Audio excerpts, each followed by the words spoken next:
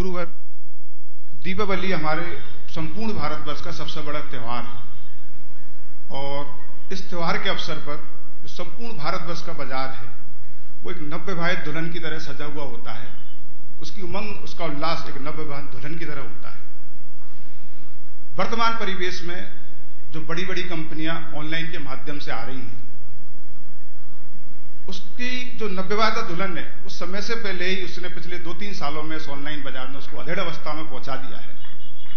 और वर्तमान विसंगति इस साल की तो ऐसी है कि दुल्हन सूनी विधवा की तरह सूनी मांग हो गया बाजार। पूरा बाजार सुनसान है, बाजार सजा हुआ है लेकिन ग्राहक नहीं है। इसमें कुछ अगर इजाजत हो तो आंकड़ों के थ्रू बताना चाहूंगा। बोलो। पिछले 3 से 4 साल में हमारा भारतीय बाजार में लगभग 1.5 करोड़ खुदरा व्यापारी है।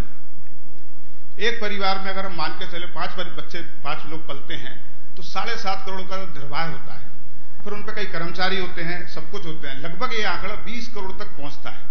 करीबन 18% भारतवर्ष में परिवारों की रोजी रोटी खुदरा व्यापार से चलती है। इसमें अगर शोरूमों की तादाद, रिटेल चेन की तादाद मिलाते तो 25 करोड़ से भी ऊपर ये तादाद चली जाती है। पिछले 4 सालों में टियर 2, टियर 3 मतलब जो छोटे शहर है, रतलाम जैसे या मंदसौर जैसे, ऐसे संपूर्ण भारतवर्ष में 500% की दर से ये पूरा बढ़ रहा है ऑनलाइन व्यापार। और वर्तमान विसंगति सबसे बड़ी महाराज ये है कि दोनों बड़ी कंपनियां अमेरिकन हैं, सारा पैसा विदेश जाता है। हमारा वर्तमान परिवेश, हमारी संस्कृति खत्म हो रही है। लोगों से मिलना जुलना, प्रेम भाव, ये व्यापार सब खत्म हो रहा है। ये कंपनियां भविष्य में मजबूरन अभी 4 साल के करार के बाद, अभी वॉलमार्ट का एक करार हुआ है फ्लिपकार्ट से। हिंदुस्तानी कंपनी थी, देसी कंपनी थी, लेकिन उसका करार हो गया। 4 साल बाद ये आईपीओ ले आएंगे तो जो किस गति पे जाएगा। सन 2022 तक जो आंकड़े हैं वो बताते हैं कि 3100% की दर तक ये मार्केट पहुंच करके 45 से 50% मार्केट कवर कर लेगा। इतने बड़े संपूर्ण भारतवर्ष का अगर आधा बाजार ऑनलाइन में जाएगा और पैसा बाहर जाएगा तो महाराज ये तो धुरी खत्म हो जाएगी व्यापार की। कितने लोगों को बेरोजगारी, कितनी सारी चीजें बढ़ जाएंगी। मेरी शंका तो यही है महाराज कि संस्कृति खत्म हो जाएगी, कल्चर खत्म हो जाएगा, व्यापार खत्म हो जाएगा तो कैसे क्या होगा। ये शंका नहीं, पीड़ा है और इसे बहुत गंभीरता से सोचना चाहिए। आजकल लोगों ने सुविधा को प्रमुखता दे दी है पर उसके पीछे की भावनाएं समाप्त हो गई है। यही कंज्यूमरिज्म है, बढ़ते हुए उपभोक्तावादी सोच का ये दुष्परिणाम।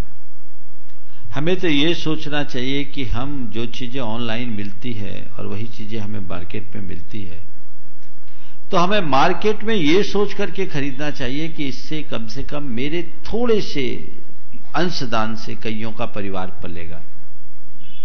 ये ऑनलाइन का चक्कर बिल्कुल खत्म है, इसे बंद करना चाहिए। मैं तो आप सबसे कहता हूं कि संकल्प लो, जितने लोगों तक ये बात पहुंचा सके पहुंचाओ। ये तथ्य जिस तरीके से तुमने प्रस्तुत किए वो तथ्य दो कि आने वाले दिनों में क्या होगा। एक ईस्ट इंडिया कंपनी ने भारत को 300 साल तक गुलाम बना के रखा, आगे ऐसी तो हजारों कंपनियां, हम कहां जाएंगे। जागरूकता की जरूरत है। इस ऑनलाइन की परंपरा को बंद कीजिए और आप लीजिए, देखिए किन के साथ है। बीच में तो लोगों ने सब्जियां भी ऐसा बेचना शुरू कर दिया था, उसके लिए बड़े बड़े मॉल खोल लिए थे। हमारे रोजी रोजगार चलाने वाले छोटे छोटे लोगों के मुंह से कौन निवाले उनने छीन लिए थे। हालांकि वो नहीं पनपे क्योंकि इतने लोगों की हाय लेकर चलने वाला व्यक्ति पनप नहीं सकता। हमें इन पर बहुत गंभीरता से ध्यान देना चाहिए, विचार करना चाहिए और लोगों के मन में संवेदना होनी चाहिए कि मैं अगर 1 रुपए की चीज लेता हूं और उसमें यदि किसी को 5 पैसे का लाभ होता है और उससे एक परिवार पलता है तो मेरे 5 पैसे से मेरा कुछ नहीं बिगड़ेगा पर उसका पूरा परिवार बच जाएगा, परिवार संभल जाएगा। हमें वो आगे बढ़ाने की कोशिश करनी चाहिए। ये अगर दृष्टि होगी तो परिणाम बहुत अच्छे आएंगे।